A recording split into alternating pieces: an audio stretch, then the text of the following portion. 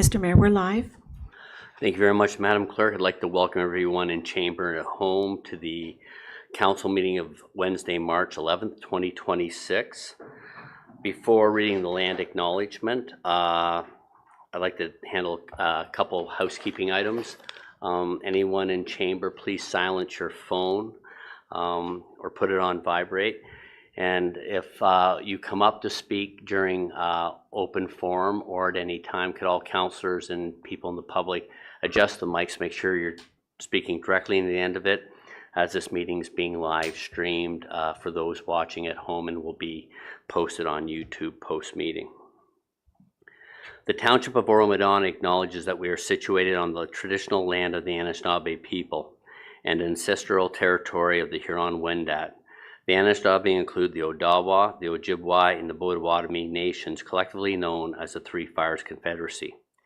It continues today as the home for diverse Indigenous people, including the historic Métis community in Penetangwishing. The Anishinaabe people continue to have an enduring relationship with this land, specifically the Chippewa of Rama First Nations, the Chippewa Tri-Council, and the Williams Treaties First Nations. The Huron-Wendat Nation also continues to pay respect and protect their ancestors and heritage on this land. We honor the Indigenous history and culture that has thrived for millennia in this territory and the treaties that bind us together as partners in the spirit of a shared, sustainable, and prosperous future. We are all treaty people. Our commitment begins with acknowledging the truth so that we can move forward towards reconciliation. Miigwech. Madam Clerk, may we have a draft motion to adopt the agenda, please? Moved by Lavoie, seconded by Shall. Be it resolved that the agenda for the council meeting of Wednesday, March 11, 2026 be received and adopted as amended to add 4B, Sean Bin, CAO, re a position, plan, procedure, criteria, or instruction to be applied to any negotiations carried on or to be carried on by or on behalf of the municipality or local board, intermunicipal relationships, City of Barrie. Thank you very much. I'll call the vote. All in favor? Any opposed? That is carried. Madam Clerk, are there any members of council that have a disclosure of a pecuniary interest for today's meeting? Seeing none, may we have a motion to go into close, Madam Clerk? Moved by Hutchison, seconded by Young. Be it resolved that we do not go into closed session at 3:03 p.m. to discuss a position, plan, procedure, criteria, or instruction to be applied to any negotiations carried on or to be carried on or on behalf of the municipality or local board, intermunicipal relationships, City of Barrie. Thank you very much. All in favor? That is carried. We'll see everyone in close. Thank you.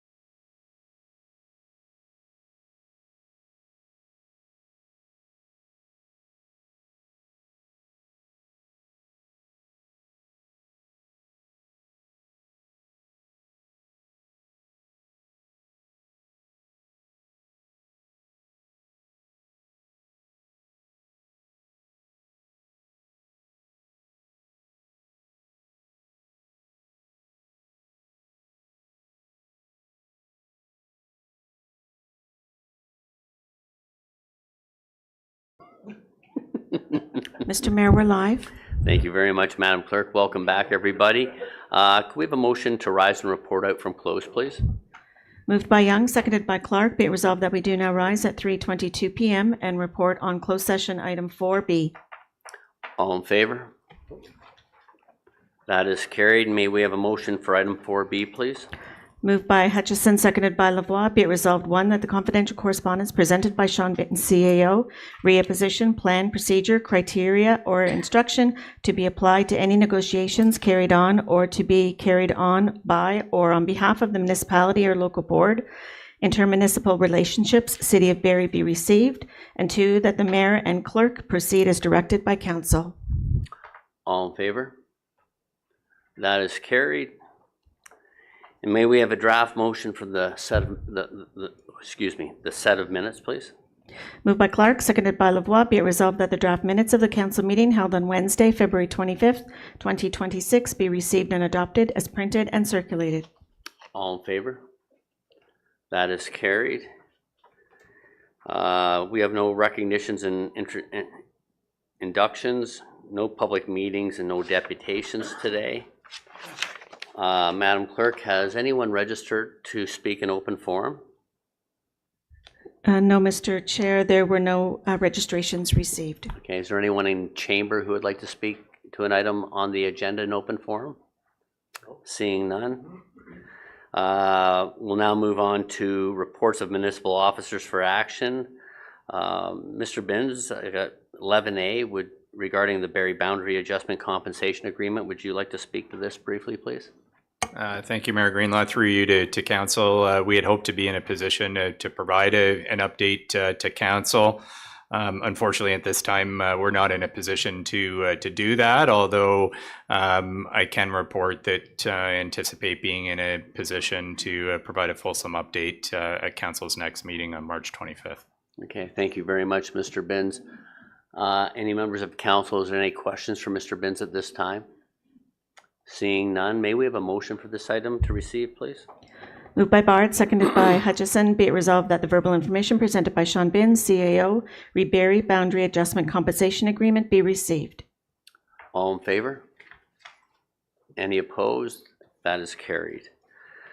We are now at 11B. May we have a draft motion for 11B, please, in regards to the update to the flag etiquette policy? Moved by Shell, seconded by Clark. Be it resolved, 1, that CAO 2026-04 Vanessa Cooper, Corporate Executive Assistant / Special Project Administrator, re-updated flag etiquette policy POL ADM 02 be received and adopted. 2, that policy POL ADM 02 flag etiquette be adopted. Thank you very much, Ms. Cooper. Thank you very much. It was a great report. Members of council, are there any questions for Ms. Cooper at this time? Seeing none, then I'll call the vote. All in favor? Any opposed? There are none. That is carried. Reports of municipal officers for information only. There are none. Reports and announcements of members of council. Are there any members of council as township representatives or partners or agencies that would like to give an announcement or update to the committees? Nope. Councillor Hutchison. Thank you, Mayor Greenlaw. Just an update. Over the weekend, there was a presentation done at the Georgian Theatre, Oro's Promise. That was well attended over a couple of days, and the Heritage Committee did have a table there selling heritage books. And I'm pleased to say we were able to sell some books, not as successful as we have been in the past, but we continue to raise funds through the sales of historical Oro-Medonte books, and if you're interested in any, you can always come to the township office and purchase one here as well. Thank you very much. Councillor Schell. Yes, thank you, Mr. Chair. To the public, notice from Nottawasaga Valley Conservation Authority notifying the public of increased flooding in the watershed. To keep your children and pets away from the streams and the rivers. Thin ice and moving water are extremely unsafe. The river banks are muddy and very, very slippery, so once you slip, you're in the water without a way to get out. Fast currents will pull you downstream and under the ice. You will drown. Well, thank you very much. That's very, very important. And Lake Simcoe also has put out those same sort of warning for people. And you know, I know ice fishing, we heard about the incident over by Owen Sound last week where it separated and they had to rescue 23 people off. And, you know, it's not something you want to, you don't want to mess with this time of year, especially with the warming of the weather and the rain we've got. So do be careful out there, and it's maybe better just to go to the fish market and buy the fish rather than go fishing right now. Deputy Mayor Lavoie. Yes, thank you very much, Mr. Mayor. Just a couple of items. From the County Council meeting, there was a discussion of COPA 7, otherwise known as the County Official Plan Amendment number 7. There was some public component to it, but the public component was simply that the matter was under discussion. It is otherwise it was otherwise handled and closed, but everybody should just note that that official plan amendment is now a live item again. Circular Materials were there to give a presentation on their taking over of the recycling program. There's nothing much that municipality can do with regard to it, although there are some helpful contact information that we can make public with regard to sending them emails, etc., about complaints. And there's also email for mayors and councillors when they get questions about it, that they can just simply forward a resident concern to MTerra or to Circular Materials themselves directly. It continues to be, obviously, and will be forever under the control of the producers by legislation of the province. I do want to raise the fact that there was an announcement by the MECP with regard to the amalgamation of the conservation authorities. That took place yesterday in two sessions, one at about 10 and one again at 1 o'clock. There will be 9 regional conservation authorities rather than the original 7. The transition will be managed by the Ontario Provincial Conservation Authority themselves. They provided a budget to do this with. They will be creating an interim transitional structure under which this will be executed. Watershed councils will be created under the regional authorities to preserve local representation. There will be a budget to manage the consolidation, and the regional CAOs will be chosen from the current conservation authorities to head up the transition period that will extend into 2027. I will ask further on in the agenda that we pull a couple of items from the consent agenda so that we can discuss the implications to the Nottawasaga Valley Conservation Authority and our representation there and at the Lake Simcoe Regional Conservation Authority. I think we'll find that this will take up a considerable amount of our time as it becomes a active file of the province moving forward.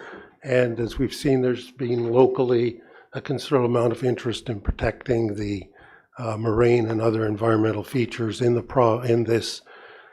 this township, and I think should be prepared to do so, and we should acknowledge that our representatives at our 2 conservation authorities are able to do so. So thank you. Thank you very much, Deputy Mayor Lavoie. Any other? Councillor Schell. Just a question, I don't know who can answer this, but every week I get a phone call from the 519 area code telling me my garbage is going to be picked up or my recycling is going to be picked up on such and such a date. I get it every day. I get it 2 or 3 times and I cannot stop it. And they tell you at the end of it's a recorded announcement to press, if you do not want to receive this anymore or to stop this recording, press any number. Doesn't work. I still get it. I don't know how it's through this. It's from Simcoe County. So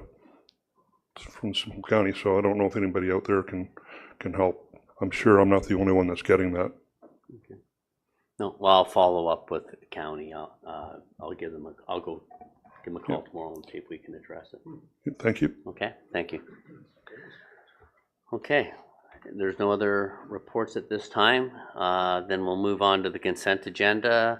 Is there any items on the consent agenda the council wishes to consider for change in the staff recommendations to be pulled?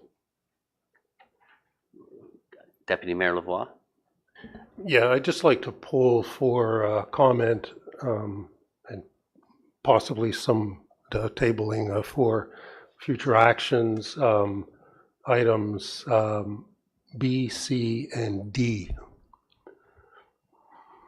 Let's see. Whether having to do with the LSRCA, the NBCA, and AORs. Okay, that's fine. And I know Ms. Musso Garcia is also here to provide some supplementary commentary to item D. So, Madam Clerk, so could we have a motion to accept all the other ones at this time? Or do you want to pull them and discuss them and then receive everything at the end? To clarify, so the staff recommendations for B, C, and D are to be, there's a staff recommendation other than what's on the agenda. So the minutes of the Lake Simcoe Region Conservation Authority, there's going to be something other than receive? I think Deputy Mayor, maybe what you're asking for is you just want to be able to make comments towards Yeah, them. you can still So- make any So you comments, can make members the of comments comments. and we don't have to pull them. Are You can okay still with make any comments on any of the items. It's only if you want to change the staff recommendation that you would pull it and vote it on separately. Yeah, I have no reason not to accept the minutes, so perhaps it's only for comment then. So there's no need to pull them. Okay, and is that for B only or C and B. All three.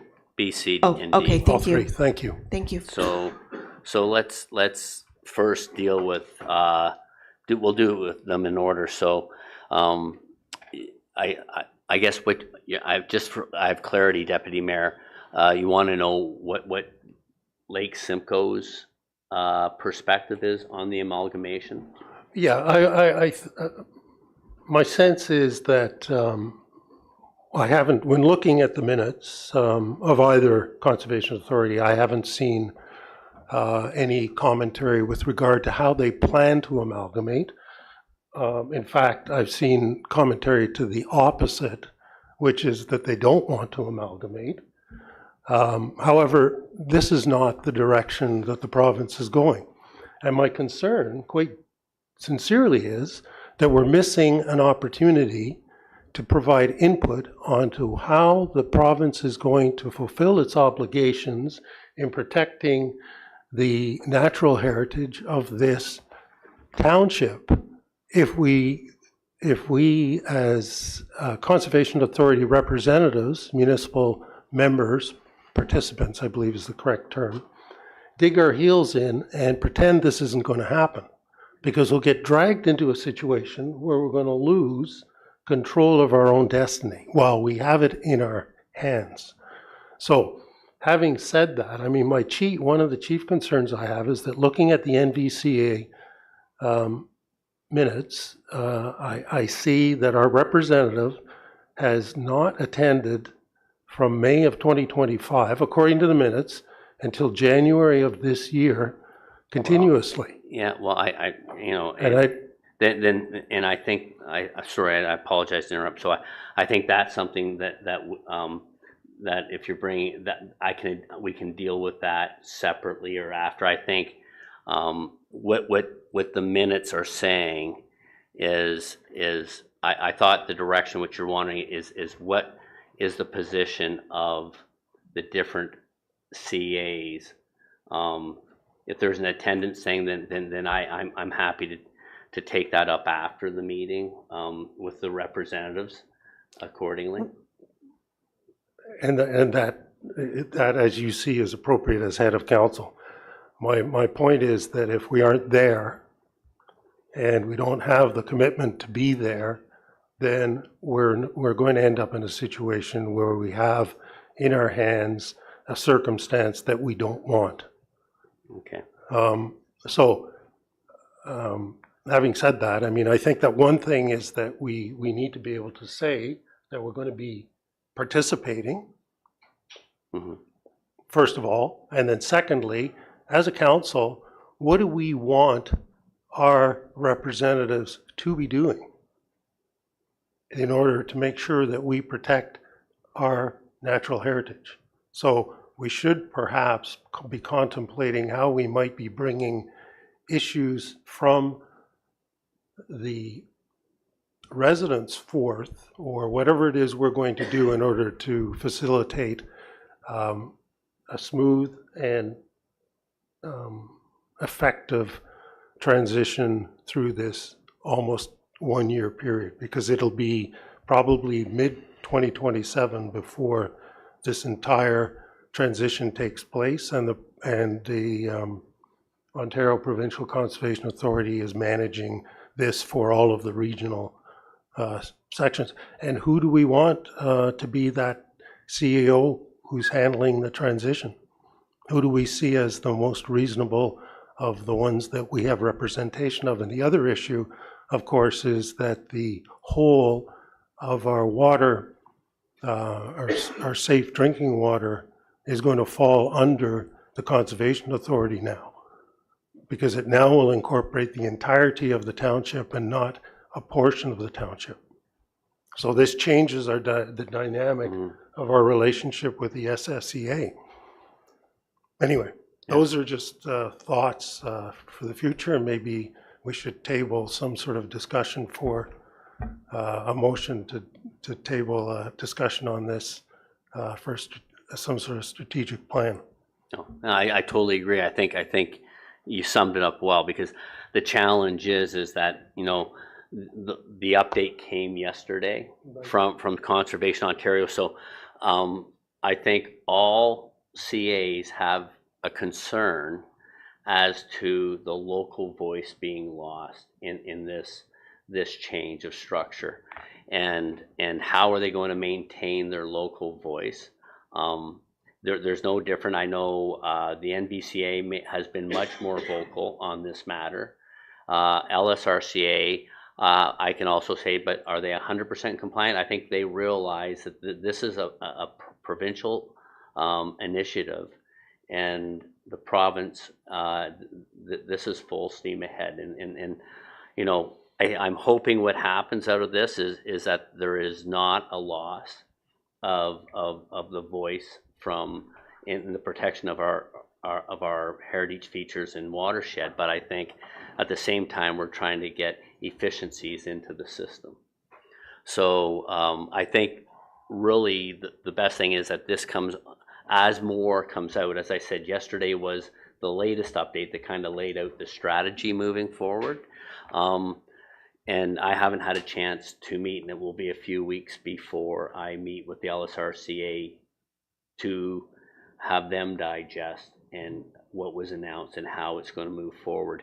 The CEOs of each region will be appointed by the province. It won't be a decision of the lower tier municipalities, is my understanding. So, which is something, you know, there are things we just have to accept in this process, because they've been very clear that this isn't something that they're not going to move full steam ahead. They're organized. They've got, you know, what I've seen is they're well prepared, and they have an agenda that they're trying to fulfill. So I think if that answers your questions, I think that's for now. But I do agree with what you're suggesting, that it does come back as a report later on, where we can ensure that our input is given, not just through the NBCA and the LRCA, but also of how is the SSCA, which plays a big important role within our water protection of this municipality, are included in that, because we can't have things fall off the plate, so to speak. Councillor Hutchison. Thank you. So being the representative of SSEA, to date, we only meet on a quarterly basis, and our next meeting is not until April the 30th. So with this development, let's call it, what I will do is reach out to the director and see if they're planning on doing anything earlier than that, so that we can talk about what we're looking at as far as a decision or strategy from the SSEA.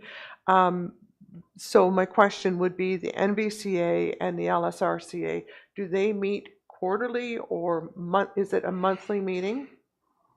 Okay, so our representatives should be there on a monthly basis.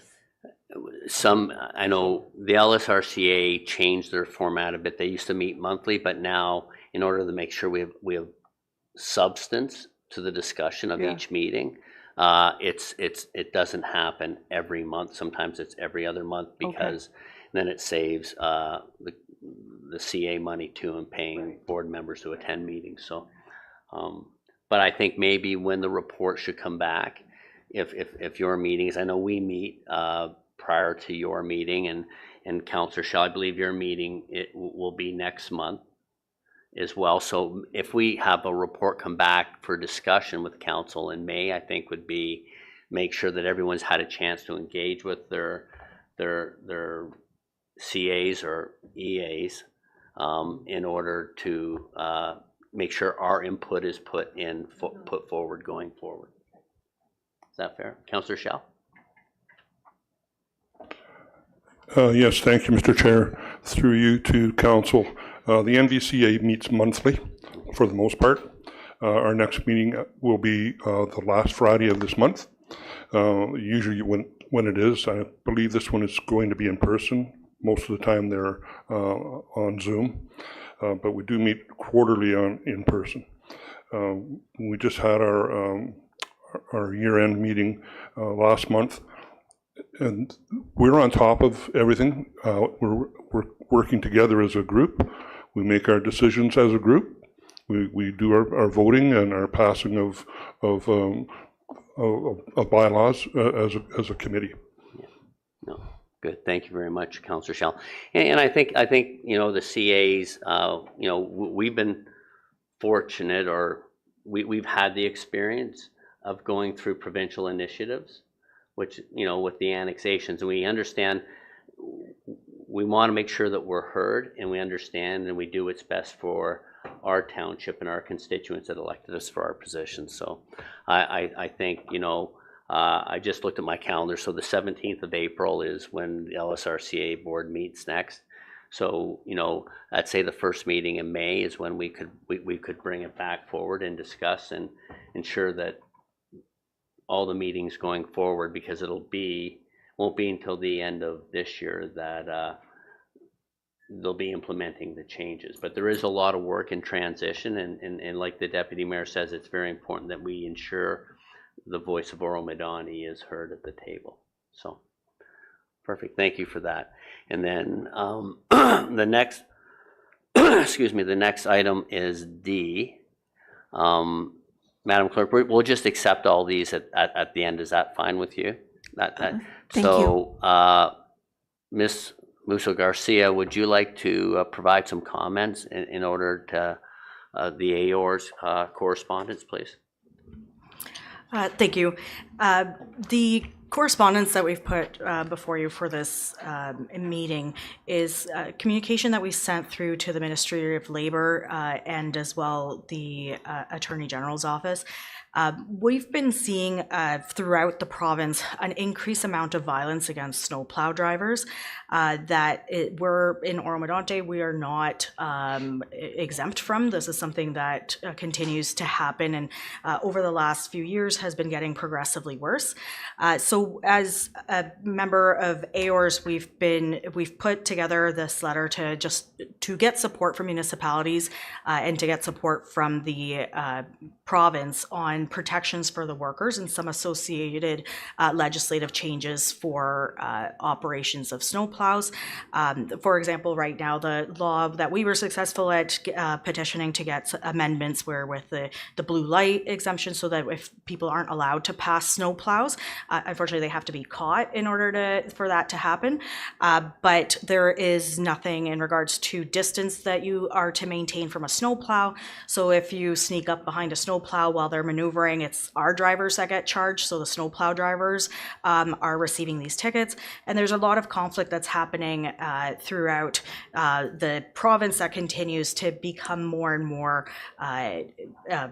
aggressive throughout the province. So you'll see some of the examples that were identified in the letter. Some of those are from Oro-Medonte, some of them are not. We've had some instances where in Mississauga, their contractors have backed out of plowing from their contracts because of the amount of violence against their drivers. There was a Peterborough attack that just happened earlier this month where a snowplow sidewalk operator was attacked through the window of his sidewalk plow. There's other ones in the Waterloo area where people are climbing onto the snow plows and trying to break the windows and pull people out, and others where they're throwing snow shovels, ice chunks, and in some instances even pulling guns on the snow plow drivers. So we're looking for support on these requests. I know the police is very busy on being able to attend these sites. Usually it's happening out on the roadway. They're moving through. By the time we are able to call, these people have moved on and left, so it's not anything that sometimes they're able to follow up on.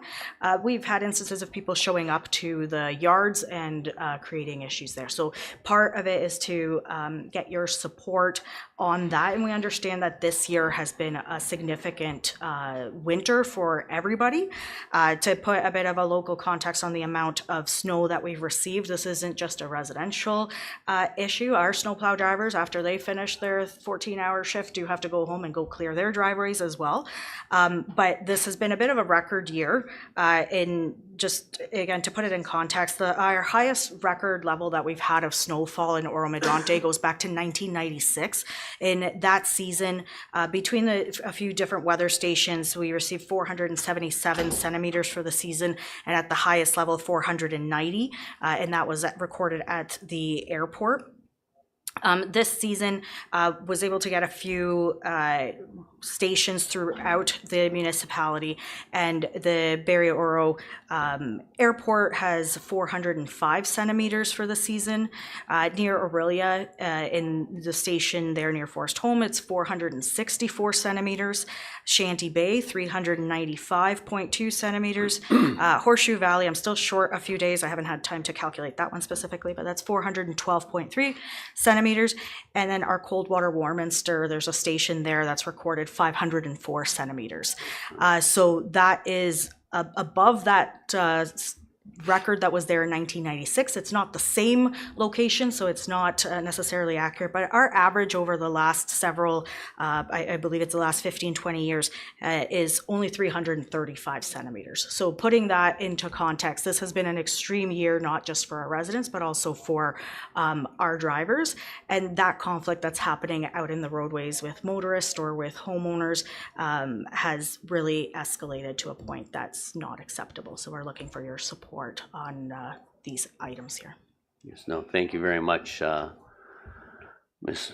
Musso Garcia. Like, it is unacceptable. No one gets paid enough to have people, violently attack or verbally attack staff when they're trying to do the best they can under what has been a very extreme year for Oro-Medonte, going back, including the ice storm. So, we need to work with one another in order to allow the township to provide the best services we can. So, Councillor Schell. Yes, thank you, Mr. Chair. Through you to Ms. Garcia. Do our snowplows have cameras on board so they can record things like these that are happening? Through you, Your Worship, the snowplows do not have cameras on them. They do have live GPS now. That is something that we implemented last year into our snowplows. So we do have live tracking of all of our snowplows, and we have radios on site that we have a protocol for our staff to follow. They are supposed to drive with their doors locked and not put their windows down. Unfortunately, we are small communities. That's not something that they're used to, but it is getting getting to a point that we're having to implement those rules in place so that they're not being exposed to that. The bit of a gap that we have with the Labor Act is that the protections of a workplace are really hard to do when you're on the side of the road. In the winter, it's a little bit easier actually because they are in a vehicle and able to drive away if they need to. But when we're in construction as well, that's another issue that they're out on the road a bit exposed. Supplemental? Supplemental, please go Yes, ahead. thank you. I was just concerned that I heard you say earlier that I think I heard you say it, there's been accidents reported and our drivers are getting charged. A camera, I think, could help support our drivers and support our staff. Through you, the charges aren't based on evidentiary issues. Those ones are just on the Highway Traffic Act. If you are reversing in a vehicle and someone hits behind you, that's you as the driver that are reversing into the intersection are found at fault. So that isn't anything that would be a recording issue. So that's part of what we have requested is similarly to Manitoba has passed recent legislation to have distances that they have to maintain from snowplows at different speed levels so that if you do enter those hazard zones, the snowplow drivers can't see you. We do have cameras that are pointing in reverse and we're able to see that, but they do get snow covered. So that's, and people tend to move fairly quickly in behind us. So it creates a real big conflict. Thank you. Thank you. Deputy Mayor Lavoie.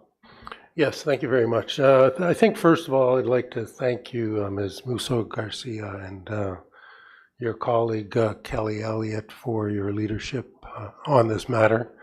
It's not an easy matter, and it's unfortunate that our employees are having these difficulties in the workplace. And I suppose it extends to all touch points that we have with the public. I worked in retail myself once when my hair was long and I had lots of it. But it's not always easy. But I would like to just say that I support wholly our own employees, and I would implore our residents to have some consideration for our employees. Secondly, I think I'm certain we're more than happy to give you our support. Is this being circulated to other councils so that they can also provide their support and provide that message to the ministry and to perhaps the Premier? Thank you. Through you, the letter has been sent out to all of our members, and it has been sent out through those memberships to their municipalities. At this point, we've received, I believe, 12 letters of support in regards to this, and we're continuing to get them every few days. So that's something that we're really happy to see that support there. I do want to point out something for clarity with the initial response we did receive was in regards to, the violence in the workplace protections of employees is in the Act. However, a lot of the tools that we have in place in a building, you can trespass someone. If it's on the phone, you can hang up. When we're dealing with people outside, there's a gap that exists there. So that's partly what we're looking for them to focus on, because a lot of the rules are based on building, structure, or property. So. Perfect. Any other questions? CAO Benz? Mayor Greenlaw, if I could, I think Carla's highlighted the record winter, and that's on top of all of the other challenges I think everyone is dealing with these days. And I really wanted to just highlight the work of our operations team. Had the opportunity to go to the South Yard earlier this week and North Yard last week and speak with the operators, and the pride that those operators have in caring for our roads, keeping our roads open, and really doing a good job to provide an essential service is second to none. Those staff, Carla, I don't know how many events that translates to, but those staff are on call all winter, and they get the call at 3 a.m. I think a number of members of council have been in a truck and, can see how difficult it is just being in the truck and having to operate the truck with all of the blind spots in good weather, let alone in inclement weather. But those staff, put what they have to do at their own places aside to ensure that they're providing an essential service to the community. So just really wanted to shout out to the crews for all of their work. And I think I've said this before.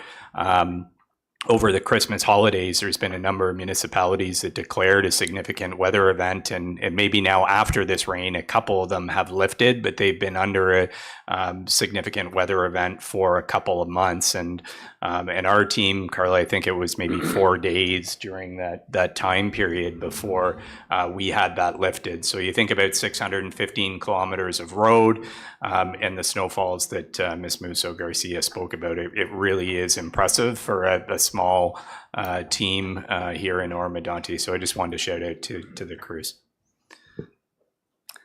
Thank you very much, CO Binns. Councillor Young.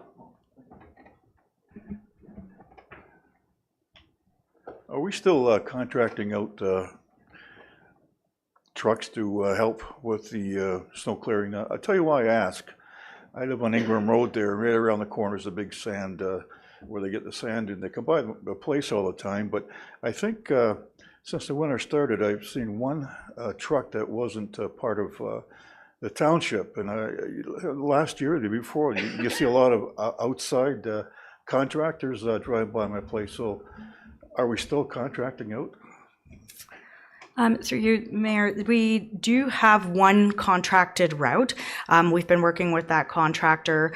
It's a brand new contract. We've had a previous contractor that was in place for, I believe, 3 or 4 winter seasons, or 3 contracts. So this is a new contractor. We did do a route readjustment given all of the new development and the timing. But we do have that one truck through A&G that operates, and that helps us support our current deployment. The one thing I do want to point out with what Sean mentioned about the significant weather event, even though we did declare a significant weather event for 4 days, we actually didn't need it. We did end up meeting all of the maintenance standards within the time period allowed by the province. So it was more preemptive, but we did have some concerns coming through from expectations through whether it's contracted services or timing. However, we did meet all of the maintenance standards from the province. Thank you very much. Any other questions or comments at this time? Seeing none, I do want to echo what's already been said, Ms. Musso Garcia. You guys, the operations team, have done an amazing job, and thank you. Mother Nature has not been friendly to Oro-Medonte this past year, but your team has stepped up and delivered very well. And unfortunately, sometimes we don't have like 1,000 trucks where we can be on everybody's street the minute the snow comes down. So, do pass on to your team. Council is very appreciative of all the hard work they've done, and we will move forward. Madam Clerk, we have a motion to receive the consent agenda, please. Thank you, Mr. Mayor, and staff will take it as direction further to the discussion for this item that the letter be sent to those indicated in the agenda correspondence and be circulated to all Ontario municipalities. Yes, please. Okay. Thank you. Moved by Young, seconded by Bard. Be resolved that the staff recommendations with respect to the items listed under consent agenda correspondence be adopted as printed. All in favor? Any opposed? That is carried, Madam Clerk. We're now at 15, communication petitions. We have none this week. And item 16, we notice of motions, we have none. Could we then have the draft bylaws, Madam Clerk, under item 17? Moved by Hutchison, seconded by Lavoie. Be it resolved that bylaw numbers 2026-025 and 2026-030 be passed in open council on the 11th day of March, 2026. Council, is there any questions or comments regarding the bylaws? Seeing none, I'll call the vote. All in favor? Any opposed? There's none opposed. That carries. And could we have a draft motion for the confirmation bylaw, Madam Clerk? Moved by Bard, seconded by Shell. Be it resolved that bylaw number 2026-031, being a bylaw to confirm the proceedings of the council meeting held on Wednesday, March 11, 2026, be passed in open council on the 11th day of March, 2026. Everyone's heard the motion. I'll call the vote. All in favor? That is carried. And may we have a motion to adjourn, please? Moved by Clark, seconded by Young. Be it resolved that we do now adjourn at 4:02 p.m. All in favor?